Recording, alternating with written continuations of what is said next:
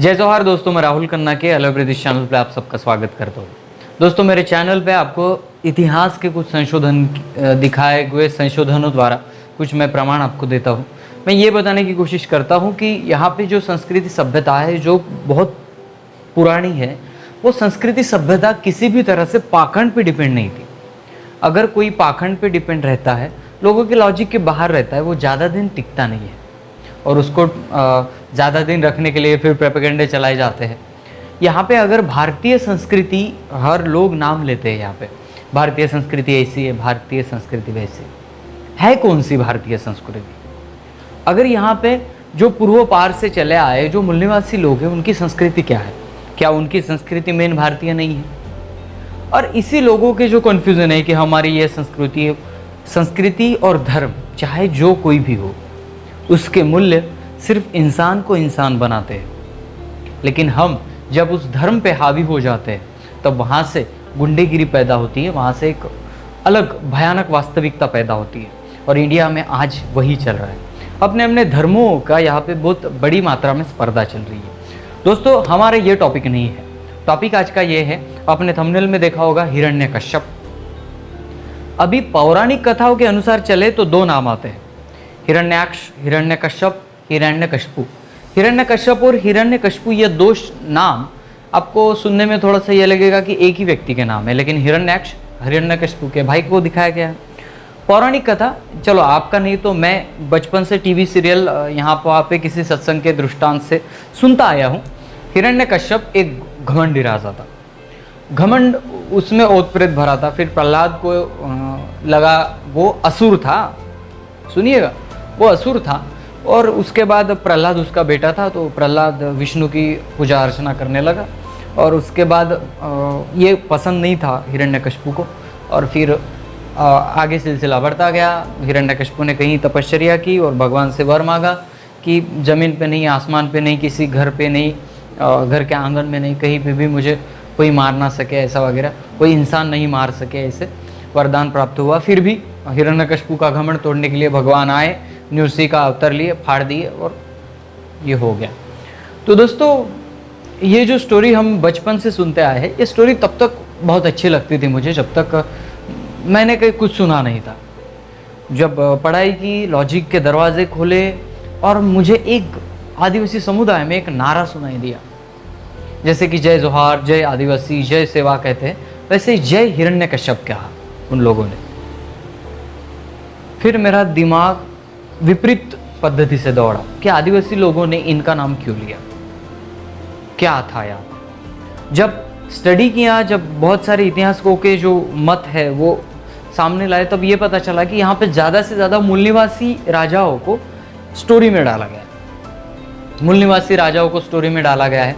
जो राजा किसी आर्य लोगों की संस्कृति नहीं मानते थे, उन राजाओं को कपट से मारा गया। उन राजाओं को कपट से अगर मारा भी नहीं गया हो तो उनका इतिहास थोड़ा सा अलग तरीके से दिखाया गया। फिर आप कहोगे, यार आप तो पुराण को सच बना रहे हो। मैं पुराण को सच नहीं बना रहा हूँ। कोई भी पुराण, कोई भी पाखंड, कोई भी थोतांड अगर उस काल में लिखा जाता है, गर वो काल्पनिक हो, फिर भी वो वहाँ के वर्तमान स्थिति को लेकर रहता है। और फिर हमारे आदिवासी समुदाय में हिरण्यकश्यप, महिषासुर, माता शबरी और ऐसे कुछ कैरेक्टर है जो लोग उनका नारा देते हैं। फिर हम ये कहते हैं कि नहीं, आदिवासियों का ना ब्रेन वॉश किया गया है, अभी वो किसी को भी अपना देवता मान रहे हैं। ऐसा बिल्कुल नहीं है। चलो सोचते हैं कि आदिवासी लोग ऐसा करते हैं, लेकिन फिर इतिहासकारों का मानना क्या है? इतिहासकार बार बार ये क्यों कहते हैं कि यहाँ पे किसी का आक्रमण हुआ था और उन्होंने यहाँ के मूलवंशी राजाओं पे पहला आक्रमण किया था? आप ये तो जानते होंगे कि कोई भी राजा, कोई भी दुश्मन हो, किसी का दुश्मन हो, अगर वहाँ पे युद्ध होता है तो कोई जीतता है, कोई हारता है। हारता है इसका मतलब उसका एक इतिहास नहीं होता, ऐसा नहीं है। हारता है उसका भी इतिहास होता है और जीतने वालों का भी इतिहास होता है। फिर हमें एक तरफा इतिहास दिखाने की कोशिश क्यों हो रही है? यह बात इतनी ही ज़रूरी है। आप किसी पुराण को, आप किसी वेद को, आप किसी ग्रंथ को अगर आप सही में मानते हो तो उसके दोनों भी पहलू देखना बहुत ही ज़रूरी है। और मैं तो ये कहूँगा कि पौराणिक कथाओं के अनुसार यहाँ पे मूलवंशी राजाओं पे बहुत बड़ा अत्याचार हो रहा है। चलो मैं आपको बता दूं, हिरण्यकशिपु घमंडी थे, एटीट्यूड था उनमें। अभी हिरण्यकशिपु देवता को नहीं मानते थे, तो वो आज भी आदिवासी समुदाय में आप यज्ञ करते हो, आप कुछ भी करते हो, तो इसका विरोध किया जाता है। क्यों? क्योंकि किसी यज्ञ में अनाज भंडार जलाना और यज्ञ, इस प्रथा और कर्मठ कांडों को हिरण्यकशिपु भी नहीं मानते थे। वो एक अच्छे सम्राट थे। अभी आप ये नहीं कहना कि तू अपने दिल का कह रहा है, क्योंकि मैंने जब हिरण्यकशिपु का रिसर्च किया कि चलो हम ढूंढते कि क्या है, कथाओं में है तो आदिवासी लोग क्यों उसका जय जयकार करते हैं। राजेंद्र बाबू ढोके की किताब में, किताब का नाम है गोंडवाना लैंड का मानव गोंड। इस किताब में उन्होंने इस बात को एक अलग तरीके से प्रेजेंट करने की कोशिश की, और यह बात आपको भी सुननी चाहिए, क्योंकि उन्होंने एक तो वो पौराणिक कथाओं का भी आधार लेते हैं और ये कहते हैं कि उनका ये मानना है कि हिरण्यकशिपु का जो काल था वो काल हड़प्पा और मोहनजोदारो काल था।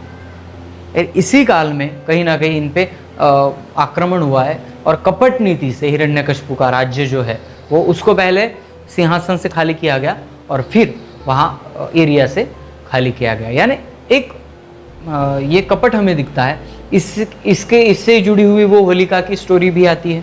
तो आदिवासी लोगों में कोई इतिहास लिख के नहीं है तो ये इतिहास गलत है ऐसा नहीं होता। आदिवासियों में गाना गाने की पद्धत है, रेला गाने की पद्धत है, उनमें उनका इतिहास आता है, तो ये भी इतिहास मायने रखता है ना। तो इसी इतिहास के तौर पर राजेंद्र बाबू ढोके ने जो अपना रिसर्च किया वो अपनी किताब में क्या कहते हैं, पहले ये सुन लेते हैं। इसी प्रकार का रहस्य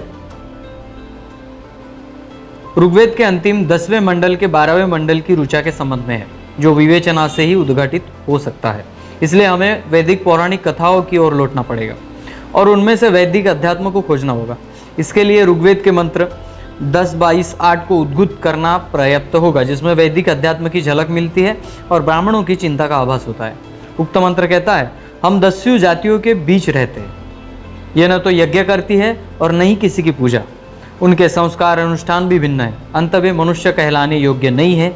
हे शत्रुहंता, इन दासों का विनाश करो। इससे ज्ञात होता है कि दस्यु और दास्य शब्द प्रयोग भारत की मूल मानव जाति के लिए किया है। दस्यु इसलिए कि वे ब्राह्मणों के यज्ञों में व्यवधान डालते थे, उनके यज्ञ कुंड को नष्ट करते थे, और दास इसलिए कि आर्यों ने उन्हें विजित किया था। वे गोंड वंशज यज्ञ आदि वैदिक कर्मकांडों को नहीं मानते थे, क्योंकि उनका दर्शन ईश्वरवादी नहीं था। ईश्वर में विश्वास तो क्या, ने इस कल्पना से ही अभिनद्य था। उनका अपना दर्शन था, अपने संस्कार और अनुष्ठान थे। ऐसी दशा में ब्राह्मण पुरोहित और ब्राह्मणों का चिंतित होना स्वाभाविक था। ऐसा प्रतीत होता है कि ब्राह्मणों ने अपने स्वार्थ के लिए विष्णु को प्रेरित किया इन गोंड वंश के शासक हिरण्यकश्यप के वध के लिए, किंतु संभवतः उसका दुर्ग अभेद था, उससे प्रवेश करना आर्यों के वश में नहीं था। तब षड्यंत्र पूर्वक हिरण्यकश्यप के पुत्र प्रहलाद को अपने आश्रम में बुलाकर उसके कोमल मन पर ईश्वर भक्ति और श्रद्धा इस कदर ठूसी गई कि वह सोते जागते भगवान विष्णु का ही नाम जपने लगा था। उसके साथ अन्य गोंड वंशीज बालक भी जपने लगे। ब्राह्मणों का दूसरा लक्ष्य यह भी रहा होगा कि इन बालकों के माध्यम से उनके माता पिता तक ईश्वरवाद को पहुंचाए।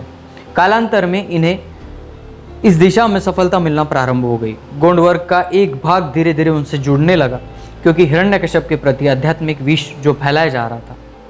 हिरण्यकश्यप गोंडवंशी नागोपासक था, वह अनिश्वरवादी था। उसने अपने वंशजों यह आदेश दे रखा था कि वे ब्राह्मणों के ब्रह्मजाल में नहीं आए। उसने ईश्वर आदि की पूजा अर्चना पर सामाजिक रूप से प्रतिबंध लगा रखा था, किंतु जब उसके गुप्तचरों से ज्ञात हुआ कि ब्राह्मणों ने उसी के महल में सेंध लगा दिया है, तब उसका क्रोध और बढ़ गया। प्रहलाद को दरबार में बुलवाया गया और सबसे पहले राजादेश के विरुद्ध कार्य करने के लिए उसे दंडित किया गया। फिर भी उसमें सुधार नहीं आया। तब एक दिन हिरण्यकश्यप ने प्रहलाद से कहा था, अरे प्रहलाद, तू ब्राह्मणों के कहने पर विष्णु नामक उस आर्य का भक्त बन गया। अच्छा होता कि तू अपने भीतर बैठे ईश्वर को जान पाता। प्रहलाद, जो कि ब्राह्मणों के वाकजाल में पूरी तरह से भीग चुका था, हिरण्यकश्यप से बोला, पिताजी, आप मेरे भीतर ईश्वर को ढूंढने की बात कहते हो, वह तो सब में विराजमान है, छोटे से कंस से लेकर समस्त प्राणियों में विद्यमान है। आप भी इस अहंकार को त्याग कर भगवान विष्णु के चरण में चले जाइए, इसमें आपका और इस मानव जाति का कल्याण है। इस प्रकार विष्णु की प्रशंसा उसके ही पुत्र के मुख से सुनकर हिरण्यकश्यप आग बबूला हो गया और क्रोधावेश में आकर चुनौतीपूर्ण शब्दों में बोला, रे दुष्ट बालक बता तेरा विष्णु जब कब कन्मन में होता है तो फिर ये। दोस्तों ये कहानी बहुत बड़ी है और कहानी में ये दिखाया गया है कि लास्ट में जो एक पिलर फोड़ के भगवान आते हैं और चीरफाड़ करते हैं। तो राजेंद्र बाबू ढोके ने इस बात को इसलिए बताने की कोशिश की है कि आपको समझ में आए कि यहाँ पे मूल निवासी राजाओं को कैसे अलग ढंग से, अलग स्टोरी से लिखा गया, क्योंकि कलम भी उनके हाथ में थी, इतिहास भी उनका था, लिखने वाले भी उनके थे। तो आज के इस इतिहास को ना टटोलने की ज़रूरत है। अगर मूल्यवंशी इतिहास ढूंढना होता है, ऐसे इतिहासकारों के पास जाना, ऐसे इतिहासकारों की किताबें पढ़ना भी बहुत ज़रूरी है। तो दोस्तों मेरा कहने का मतलब यही था कि हिरण्यकश्यप जैसे मूल निवासी राजाओं पर बहुत बड़े अत्याचार हुए। उनका कैरेक्टर अपने काल्पनिक कथाओं में उठाया गया है और उस कैरेक्टर को अपने तरीके से हमने कैसे विजय प्राप्त किया ये दिखाने की कोशिश हुई है। तो आप साकार हो जाए, सकारात्मक हो जाए और ढूंढे ऐसा इतिहास जो मूल निवासी लोगों का है, क्योंकि ऐसा तो है नहीं कि यहाँ पे मूल निवासी लोग ऐसे ही बैठे होते हैं और बाकी लोगों आकर यहाँ पे वीर योद्धा वगैरह वगैरह बने। यहाँ पे मूल निवासियों का जो इतिहास है वो रियल टाइप में और अपने क्लू से उसको ढूंढना बहुत ज़रूरी है। इसके लिए आप इतिहास संशोधकारों के किताब जो है उनका भी आधार ले सकते हैं। इस आधार से आप यहाँ पे अपना अनुमान लगा सकते हो, क्योंकि आप समझदार हो। दोस्तों मिलते हैं अगले वीडियो अगले टॉपिक के साथ। तब तक के लिए जय सेवा, जय जोहार, जय आदिवासी, जय गोंडवाना, जय भीम।